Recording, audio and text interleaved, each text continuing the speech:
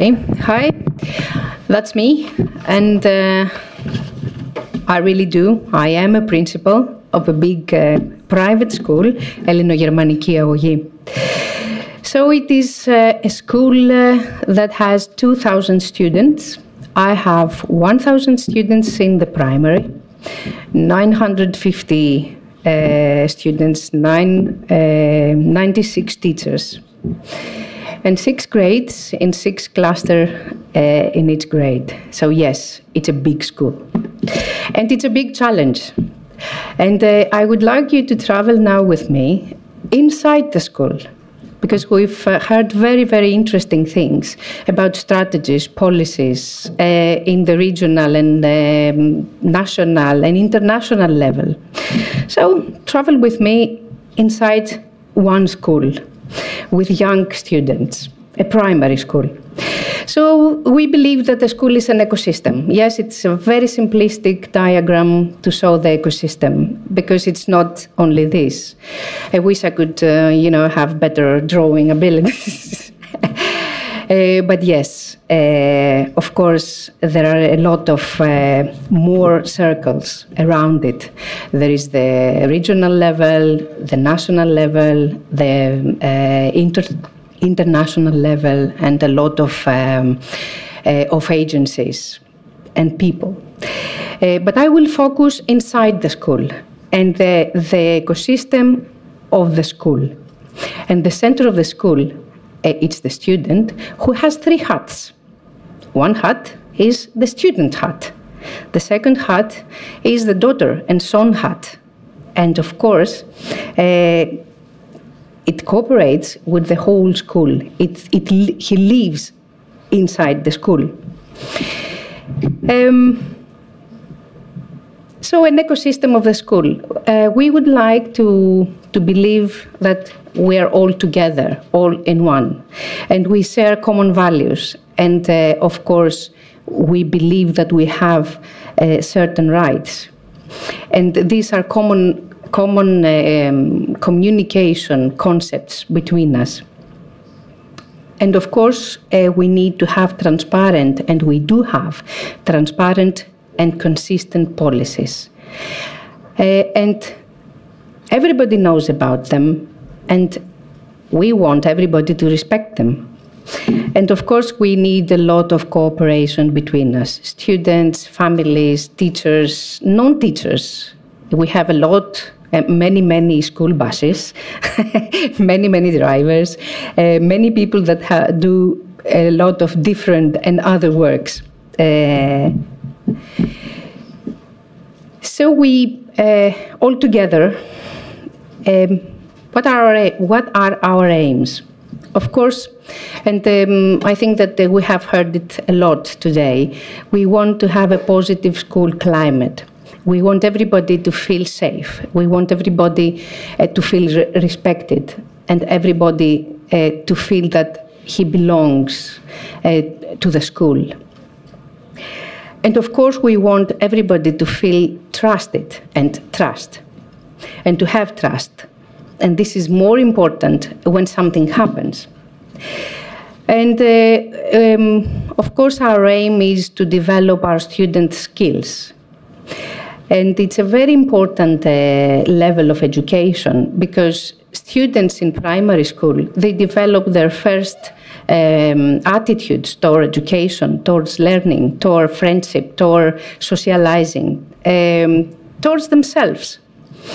So we would like to help them cultivate social and emotional skills, not only intra-skills, but interpersonal skills. And of course, strategies. Okay, I know who I am, but what can I do? And these are with red, because these are most needed when something happens. So what do we do? What we do to cultivate and to implement our aims? First of all, we don't believe in flashes. We have coherent educational activities in all grades of education, in all grades of the school. And of course, we have teachers training. Students do not learn only maths and language and Greek and English. They also learn how to, we've heard it a lot, how to live inside the school, how to relate, how to flourish. And we want teachers to be trained to have big ears and open eyes and know how to react early when something happened. And of course, we need cooperation with the families and counseling when we need it. We do have psychologists in the school, so they help us very much with families, with students, with teachers, because they also want help. And it's not only with training that you can deal with difficult behaviors. It's also on the spot that you need help. And we do have people to help them at that time, not later, not when something has grown bigger. And I try to give you an insight on how we work and how we develop a coherence program.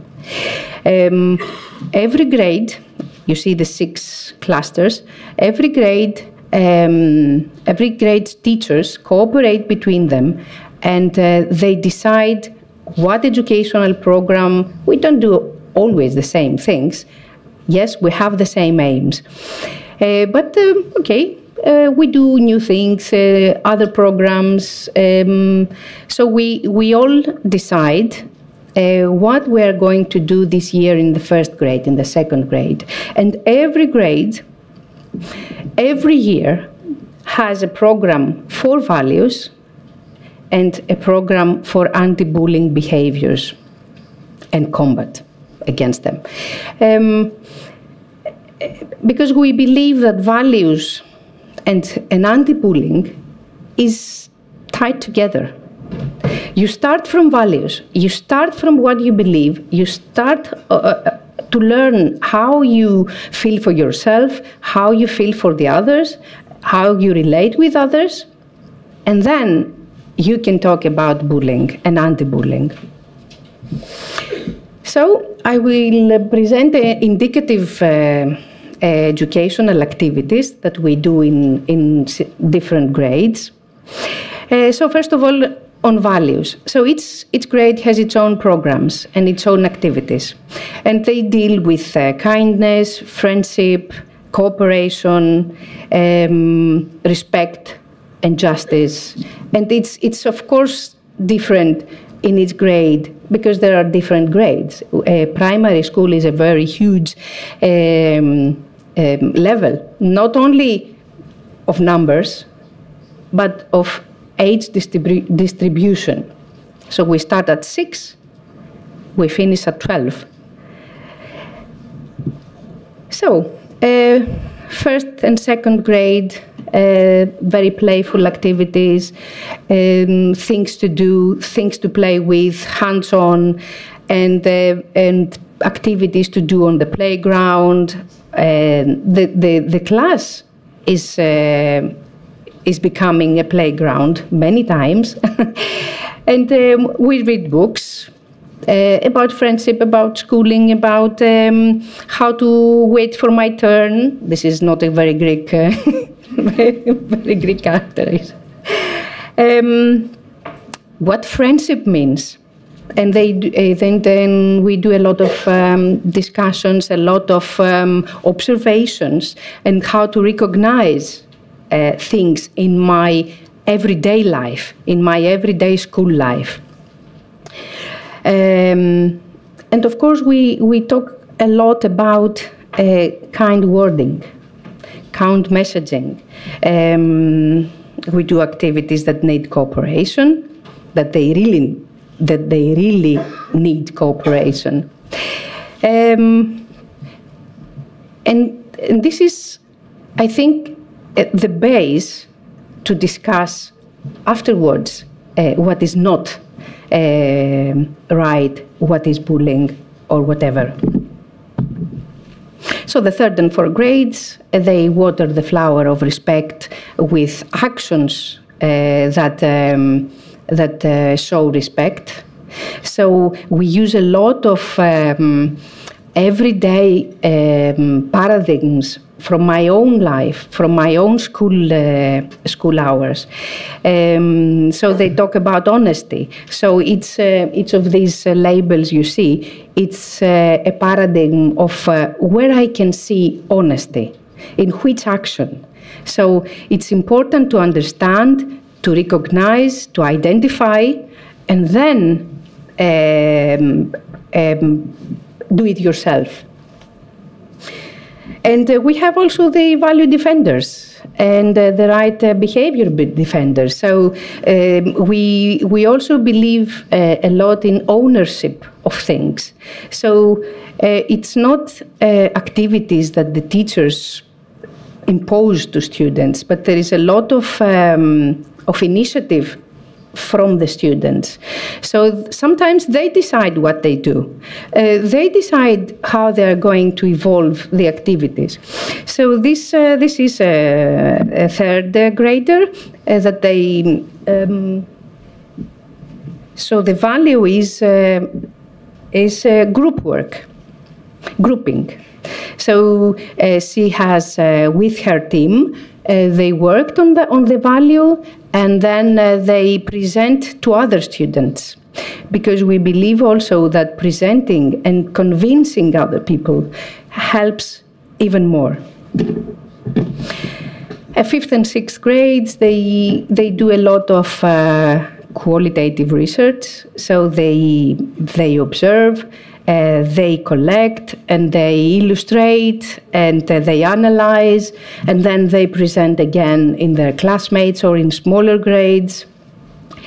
They select values, they prioritize what it is important for them. So this is the necklace. They draw a necklace with the values they prioritize, each child.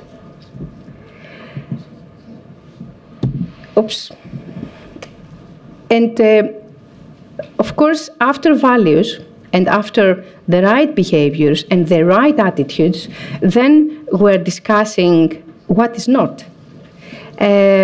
So each grade is, I could say, participates in activities that they are dealing with bullying and, of course, anti-bullying.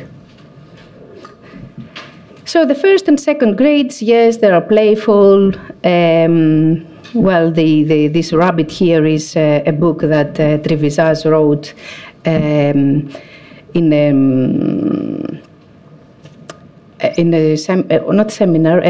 a conference organized by our school, because we are a bullying sensitive school.